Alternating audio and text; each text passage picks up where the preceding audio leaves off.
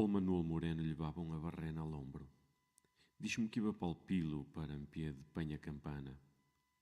Não deve haver nada tão velho como as penhas, ali paradas e calhadas há miles e remiles de anos. Devem de agradecer que ele se furacam silêncio com a barrena e a seguir lo arrebentam a força de pólvora para ouvir uma cantiga cantada só parelhas. Ho, ho, ho, pedra! Ho, ho, ho!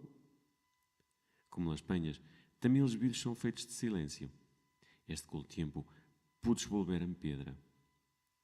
Então, há que enfilar uma barrenal para dentro, arrebentar colo e sacá-lo.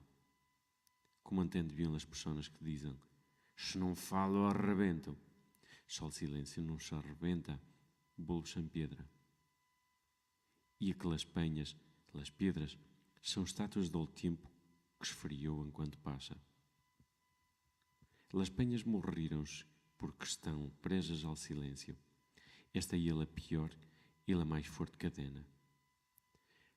Prova do velho que se deixa meter allá.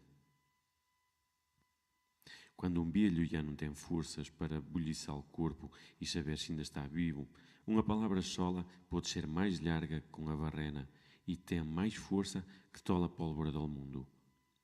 Matar um velho é a coisa mais fácil do mundo. Bom do silêncio.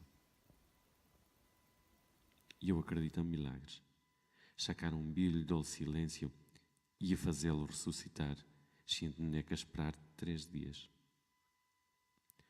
Com cada palavra, rachá-lo como guilhos a uma penha. E cada rebo que se prende relhou-se como uma centelha.